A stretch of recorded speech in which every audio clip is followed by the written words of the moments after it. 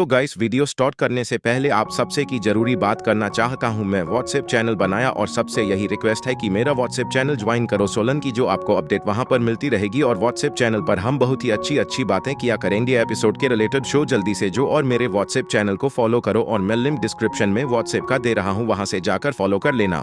जैसा कि आपने सोलन लैंड टू सीरीज के लेटेस्ट एपिसोड में देखा जी, युहाओ ने मां दी होती है बैटलफील्ड में एंट्री, जिसे देख सभी को यही लगता है कि ये छोटा सा लड़का क्या ही कर लेगा और बिन वजह ही मारा जाएगा। लेकिन उन सभी को ये नहीं पता कि युहाओ वही है जो उनके नीचे से तकिया भी चुरा ले जाता है और मैच के शुरू होते ही युहाओ अपने ट्रम्प कार्ड को रिलीज कर देता है, जो कि कोई और नहीं लिटिल स्नो गर्ल होती है। और इसके अपोनेंट्स को बस ये एक छोटी सी नादान सी बच्ची लगती है, लेकिन उन्हें ये नहीं पता कि ये वही स्नो गर्ल है जिसने 90th लेवल के टाइटन डुनियो और 99 लेवल के होनी ब्लैड डुनियो पर खेल चुकी है।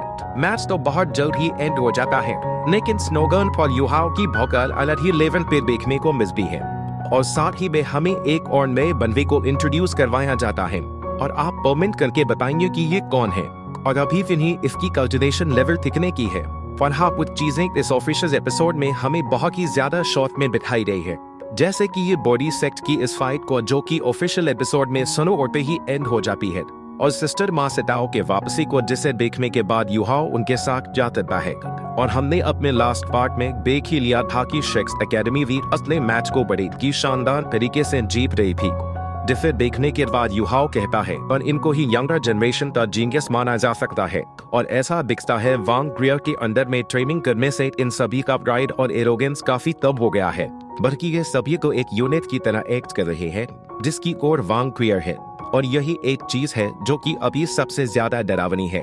और युहाओ भी चौंकते हुए कहता है, मैं उम्मीद करता हूँ कि हमारा सामना इनसे जल्दी ना हो। जिसके बाद टांग सेक्ट की पूरी टीम मेन्यू ओपन आ जाती है, जहाँ पे ये सभी इकट्ठा हुए होते हैं।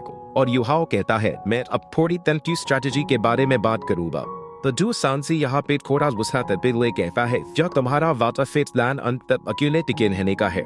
जिस पर युहाओ मना करते हुए कहता है, नहीं, पहले वहाँ पे काफी सारी टीम्स थी, इसलिए ही मैंने वहाँ पे सोनो किया जिससे कि आप सभी को ही इनफ टाइम मिल सके रेस्ट करने के लिए।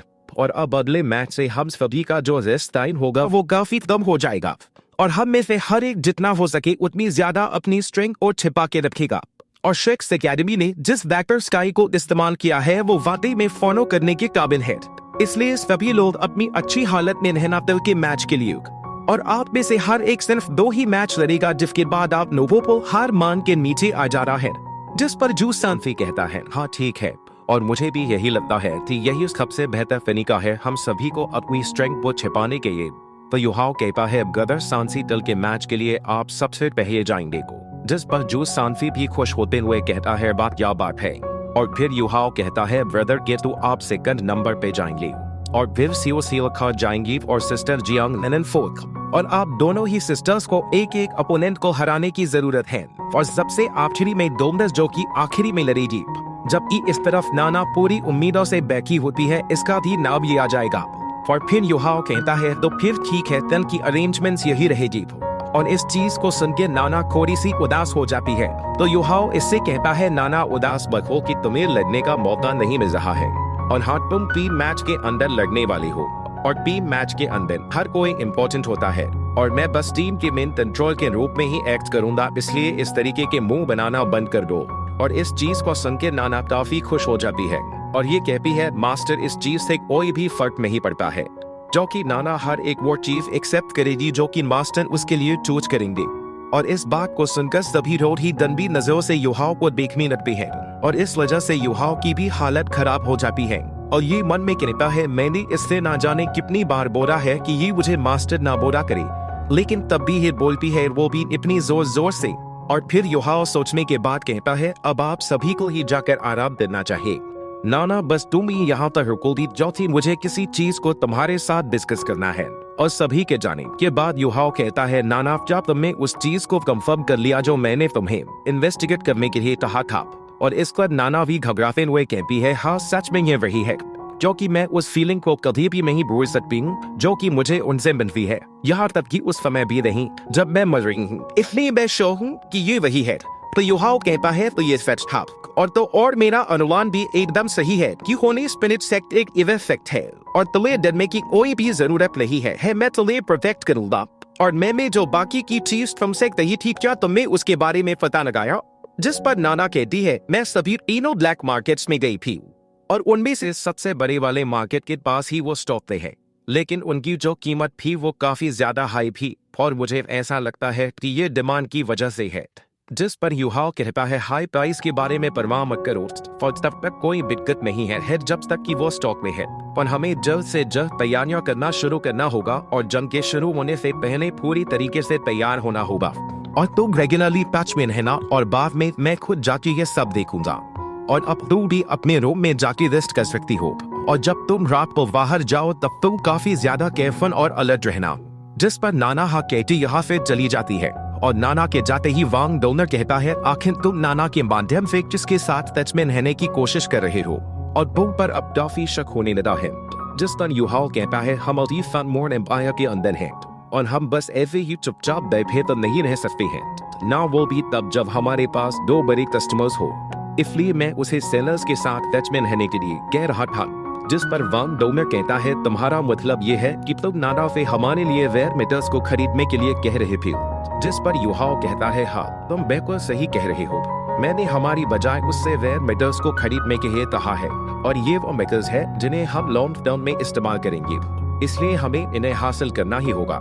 और वर्तमान में सैंडवॉर्ड एम्पायर के अंदर रेयर मेटल्स को स्ट्रेट बजट मेटल्स के रूप में लिस्ट करके रखा गया है और इसकी वजह यह है कि इनकी प्राइस काफी हाई है और ये हमें एक काफी बड़ा एडवांटेज देंगे और हम में से और अपना कुछ समय इन्हें हासिल करने में लगाए तो काफी बेहतर रहेगा, क्योंकि रेयर मेटल्स को हासिल करना काफी ज्यादा बेहतर और काबिल है पैसों को बचाने की बजाय। और मैंने गदर बेबे से भी सारे पैसों को दिए जाने के लिए कह दिया था जो हमारा पांग सेक्ट के अंदर था और अभी हमारे पास वो पैसा भी है जो हमने कैनन्स को प्रिंसेस को बेच के कमाया है और अब हमारे पास काफी ज्यादा पैसा है जिन्हें अब हम खर्च कर सकते हैं। जिस पर वांग डोनर थोड़ा सा चिंता करते हुए कहती है लेकिन अगर हम सच में इतनी ज्यादा मात्रा में इन्हें खरीद लेते हैं तो क्या हम सच में सेफली घर लौट सकेंगे?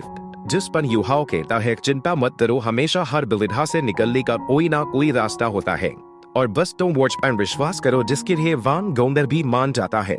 और फिर हमें अगले दिन का सीन दिखाया जाता है जहां पे सेकंड राउंड के शुरू होने के बाद कंपटीशन की जो टफनेस है वो भी काफी बढ़ गई है और बची हुई जो 84 टीम्स हैं वो सभी ही वो अपने पूरे दमखम के साथ लड़ना शुरू करेगी और पहले दिन की कंपटीशन के बाद सिर्फ 21 टीम्स ही सरवाइव कर आई होती है और इस राउंड के बाद जो बची हुई टीमें होंगी सिर्फ वही राउंड रोबिन राउंड के अंदर एंटर करने के लिए काबिल होंगी।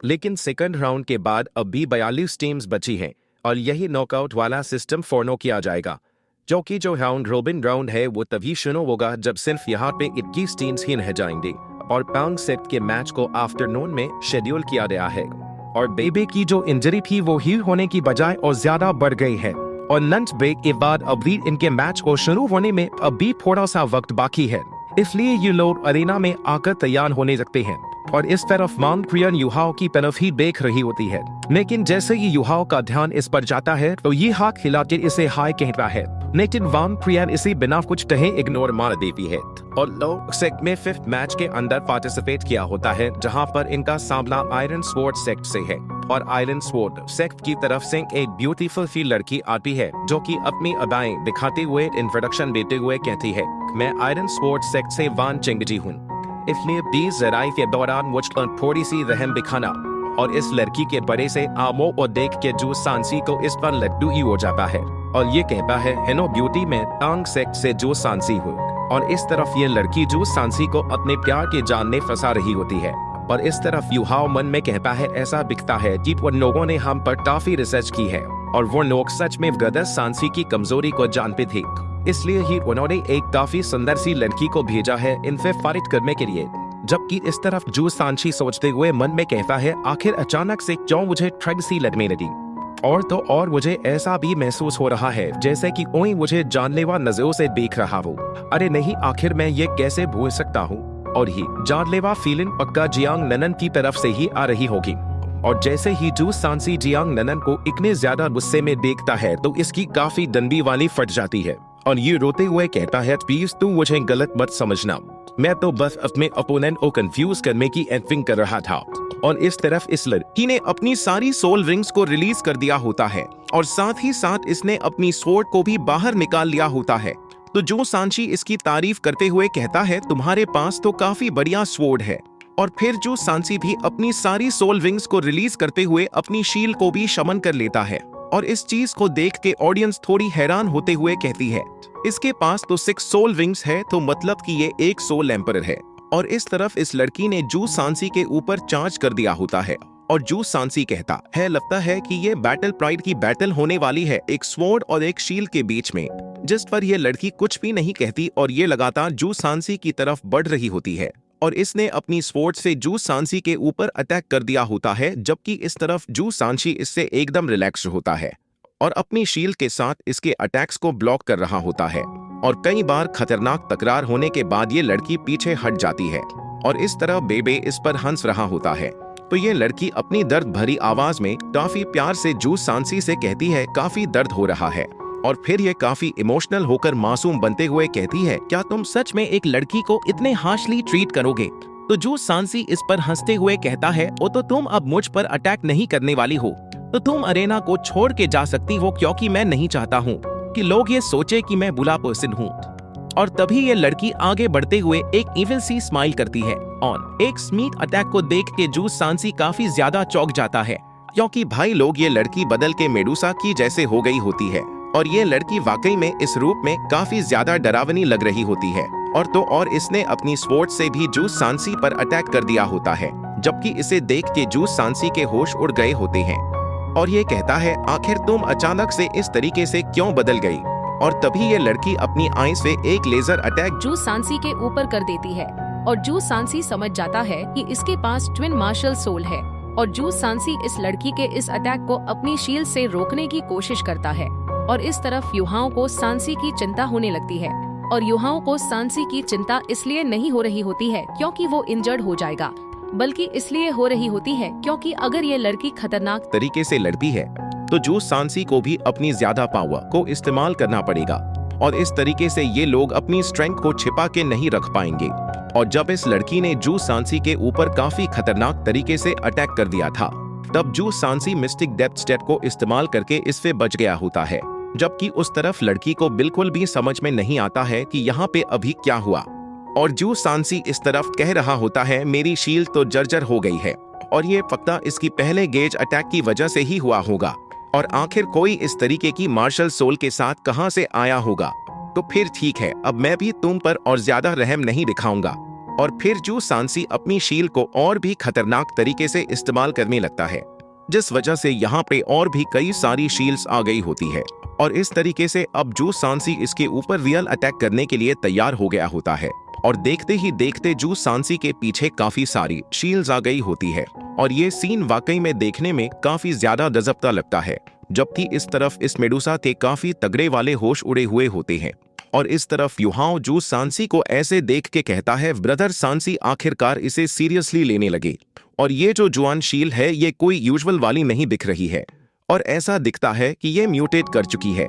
तभी इस मेडुसा ने वापस से अपनी आंखों से लेजर अटैक कर दिया होता है जू सांसी की शील्ड्स को जर्जर करने के लिए, लेकिन इस बार इसके अटैक का कोई भी असर नहीं होता है जू सांसी की शील्ड के ऊपर। और इस चीज को देख के युहाओ कहता है पेट्रिफाइड शील्ड के ऊपर क्या ही काम करेगी। और तभी हम देखते हैं कि इन शील्ड्स ने इस आस्तीन की सांप को चारों तरफ से घेर लिया होता है और ये इन शील्ड के चंगों से बाहर जाने की कोशिश करती है। तो जू सांसी अपनी पावर को इस्तेमाल करते हुए कहता है क्या तुम यहाँ से भाग के जाने की कोशिश कर रही हो? बिल्कुल नहीं, मैं तुम्हें नहीं जाने दूंगा।